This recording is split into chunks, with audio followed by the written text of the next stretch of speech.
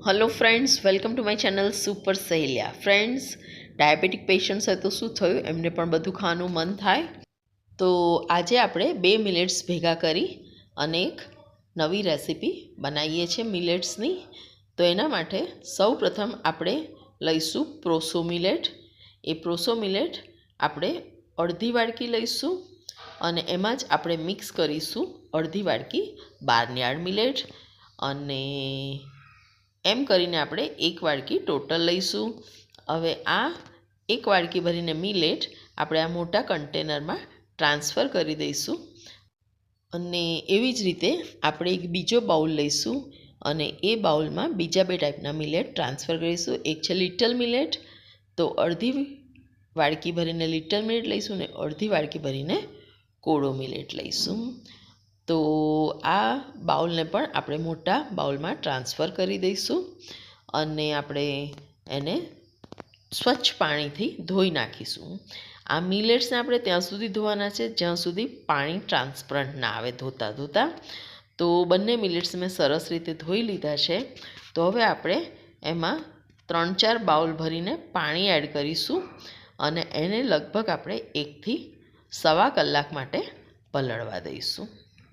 હવે એક મિક્સી લઈશું, એમાં 3 થી 4 મરચાં નાખીશું, આદુનો કટકો નાખીશું અને એને આપણે પીસી લઈશું।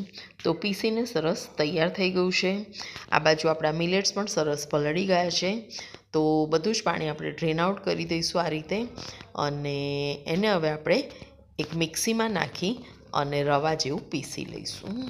ફ્રેન્ડ્સ, રવા જેવું પીસવા માટે આપણે મિક્સીમાં નાખી અને એને બસ 1 થી 2 વાર પલ્સ મોડમાં ચલાવવાનું છે, વધારે ચલાવવાનું નહીં। તો તમે જોઈ શકો છો આ રીતે આપણે એને દળીને રેડી કરવાનું છે।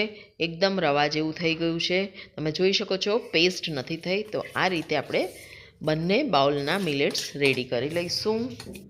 તો તમે જોઈ શકો છો આ મિલેટ્સ પણ દળદળા પીસીને રેડી થઈ ગયા છે। તો બંને બાઉલ્સમાં કાઢ્યા પછી હવે આપણે આગળનો પ્રોસિજર જોઈશું। તો એના માટે આપણે સૌપ્રથમ બંને બાઉલમાં એક વાડકી ભરી અને જાડું દહીં આપણે એમાં એડ કરી દઈશું। એ જ રીતે બીજા મિલેટ્સમાં પણ એક વાડકી ભરીને દહીં એડ કરીશું અને બધું સરસ મિક્સ કરી દઈશું એક ચમચીની મદદથી। એવી જ રીતે બીજા બાઉલના મિલેટ્સ પણ આપણે સરસ દહીં સાથે મિક્સ કરી લઈશું। હવે ફ્રેન્ડ્સ, આપણે બધા જ જાણીએ છીએ કે મિલેટ્સને ચડાવવા હોય તો લગભગ 3 ગણું પાણી જોઈતું હોય છે। તો દહીં સાથે મિક્સ કર્યા પછી હવે આપણે એમાં 2 વાડકી પાણી એડ કરી દઈશું, એટલે ટોટલ આપણે 3 વાડકી દહીં ને પાણીનું મિશ્રણ એડ કર્યું કહેવાય।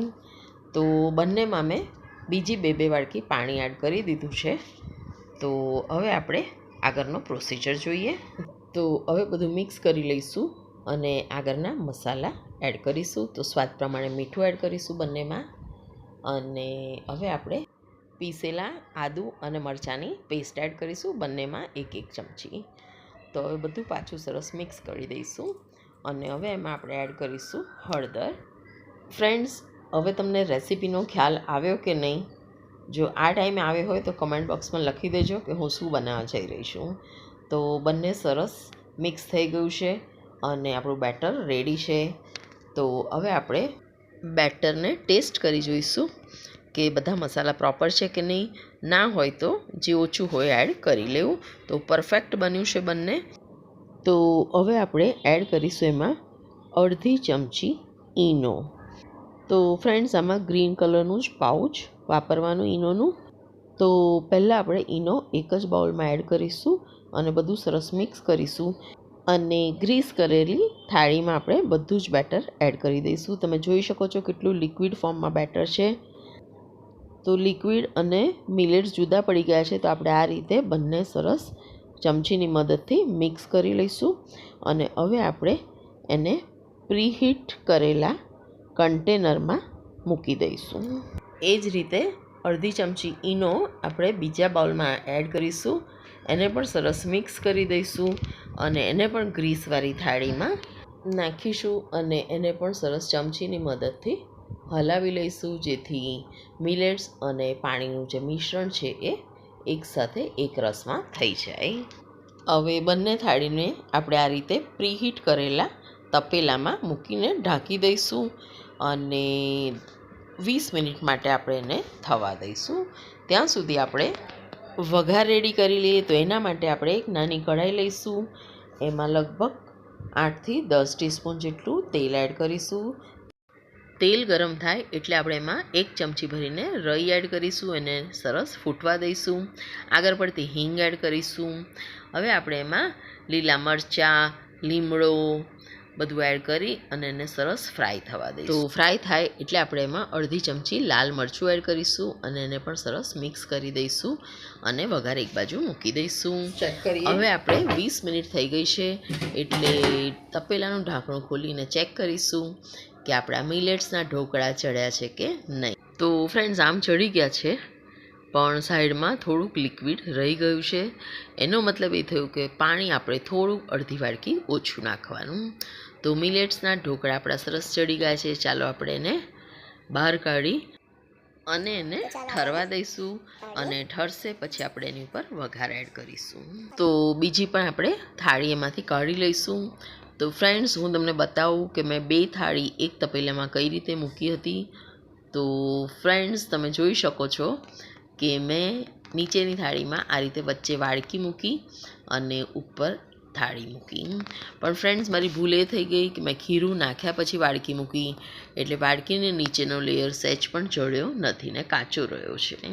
તો તમે મૂકો તો પહેલાં વાડકી મૂકજો વચ્ચે અને પછી આજુબાજુ ખીરું એડ કરજો.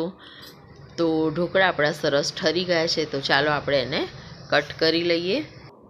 તો ફ્રેન્ડ્સ, સાઈઝ તમારે જે જોઈએ એ રીતે નાની મોટી કટ કરી શકો છો.